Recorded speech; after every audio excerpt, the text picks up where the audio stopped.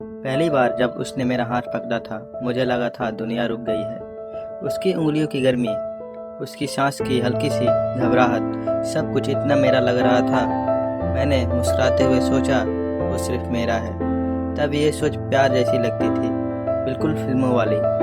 शुरू में मैं बस ख्याल रखती थी, लेट हो जाओगे तो मैसेज कर देना। कौन था जो तुम्हारे साथ हंसा, उसके साथ तुम इतना कंफर्टेबल कैसे हो। वो हमेशा हंस के जवाब देता, तुम ज़्यादा ही केयर करते हो, कहता।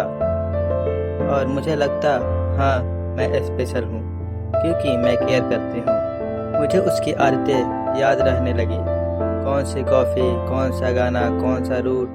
मैं उससे पहले उसकी ज़रूरतें समझने लगी, या शायद समझने का दावा करने लगी। जब वो दोस्तों के साथ होता मुझे बेचैनी होने लगती, फ़ोन साइलेंट होता तो दिल तेज धड़कने लगता, और जब वो लौट के आता मैं रिलीफ महसूस करती, जैसे कोई चीज़ अपनी जगह पर वापस आ गई हो अपनी। फिर मैं नाराज़ होने लगी, बिना वजह के, बस इसलिए क्योंकि उसने बिना बताए प्लान बना लिया था, या क्योंकि उसने किसी और का हाथ पकड़कर रोड क्रॉस की। इसलिए तुम्हें समझना चाहिए, मैंने कहा था। मुझे अजीब लगता है, उसने सॉरी बोला, हर बार की तरह। और हर सॉरी के साथ मुझे लगता गया, देखो वो मेरी बात मानता है, वो मेरा है। धीरे धीरे उसकी मुस्कुराहट कम होने लगी, वो बातें छुपाने लगा, या शायद मैं ही हर बात को इंट्रोगेशन बना देती थी। उसकी आंखों में थकान दिखने लगी, पर मुझे सिर्फ अपनी घबराहट दिखती थी। अक्सर रात को मैं उसके फ़ोन की नोटिफिकेशन इमेजिन करती, हर वाइब्रेशन मुझे किसी और का नाम लगता, और हर नाम मुझे एक थ्रेट, तुम मुझे छोड़ दोगे, मैंने एक दिन कहा। वो चुप रहा, उसकी चुप्पी ने मुझे और डरा दिया, इसलिए मैं और टाइट पकड़ने लगी। ज़्यादा पल्स, ज़्यादा सवाल, ज़्यादा प्यार। पर प्यार का रंग बदल चुका था, अब वो नरम नहीं था, वो भारी था, घुटन भरा। एक दिन उसने कहा, मुझे थोड़ा स्पेस चाहिए।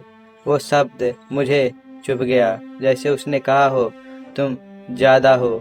मैंने हंसी में बोला, मैं तो बस तुम्हें प्यार करती हूँ। पर मेरे अंदर कुछ टूट रहा था। उस रात मैं मिरर के सामने खड़ी थी, आंखों के नीचे अंधेरा, हाथों में कंपन और दिमाग में एक ही आवाज़, अगर वो मेरा है तो मुझे उसे खोना क्यों पड़ रहा है। अगले दिन वो नहीं आया, ना मैसेज ना कॉल्स।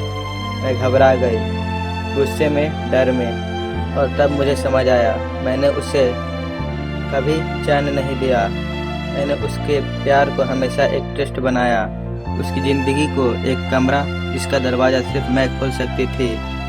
वो मेरा नहीं था, मैं उसकी जेल बन चुकी थी।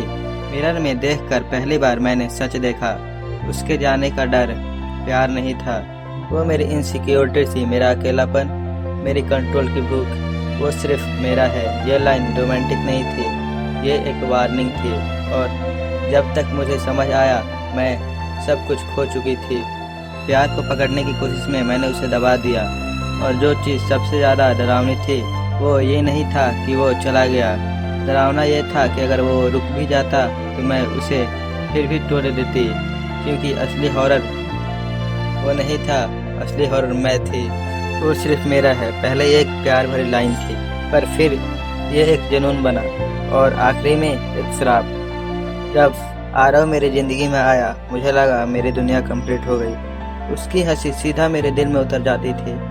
वो जब कहता, तुम अलग हो, मुझे लगता मैं उसकी दुनिया हूँ। मैं मजाक में कहती, वो सिर्फ मेरा है। वो हंसता, पर मुझे वो लाइन पसंद थी, बहुत ज़्यादा। शुरू में मैं बस पोसेसिव थी, क्यूट पोसेसिव। कौन थी वो, मैसेज क्यों डिलीट किया, ऑनलाइन थे पर रिप्लाई नहीं किया। वो समझाता रहता, मैं मान जाती। मुझे उसका हर पल चाहिए था, हर थॉट, हर सांस। और जब वो मेरे पास होता मुझे सुकून मिलता, जैसे कोई चीज़ अपनी जगह पर हो। एक रात मैंने उसे 27 बार कॉल किया, उसने नहीं उठाया। मुझे लगा वो किसी और के साथ है। मेरे दिमाग में एक ही आवाज़ गूंज रही थी, वो सिर्फ मेरा है। अगली सुबह खबर आई, आरव का एक्सीडेंट हो गया था। रात को बाइक स्किड हो गई थी। Time of death 2:27 AM।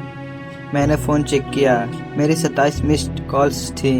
उस दिन के बाद सब कुछ बदल गया। लोग कहते थे वो चला गया, पर मुझे लगता था वो यहीं है।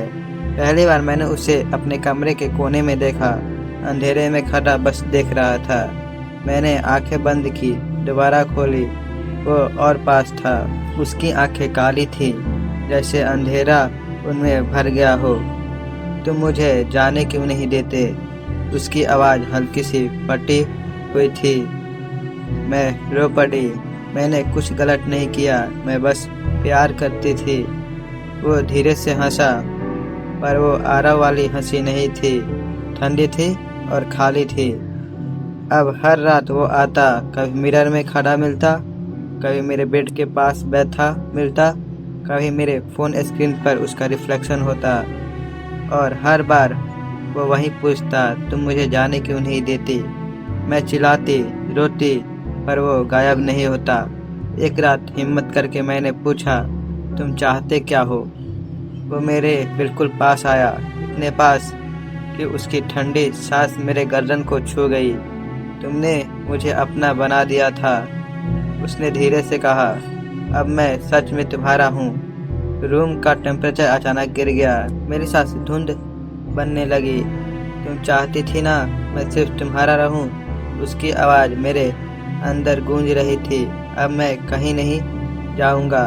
तब मुझे समझ आया, मैंने उसे इतना कस के पकड़ा था, इतना कंट्रोल किया था, इतना दर्द दिखाया खोने का, कि जब वो गया मेरा जुनून उसे बांध कर ले आया। ये प्यार नहीं था, ये पोसेशन था, और पोसेशन कभी फ्री नहीं करता। आज 3 साल हो गए हैं, मैं कहीं भी जाऊं वो साथ होता है। लोग कहते हैं मैं अकेली रहती हूँ, पर मैं अकेली नहीं हूँ। अब वो सच में सिर्फ मेरा है। मिरर में कभी कभी मैं 2 रिफ्लेक्शन देखती हूँ, एक मेरा, एक उसका। और सबसे डरावनी बात, कभी कभी मुझे लगता है वो मुझे नहीं देख रहा, वो मेरे पीछे खड़ा किसी और को देख रहा है। शायद मैं भी किसी और की हो चुकी हूँ। शायद जुनून कभी मरता नहीं, वो बस नया घर ढूंढ लेता है। अगर आपको भी इस तरह की कहानियाँ सुनना पसंद है तो वीडियो को लाइक और चैनल को सब्सक्राइब कर दें। फिर मिलते हैं अगले वीडियो में, तब तक के लिए बाय।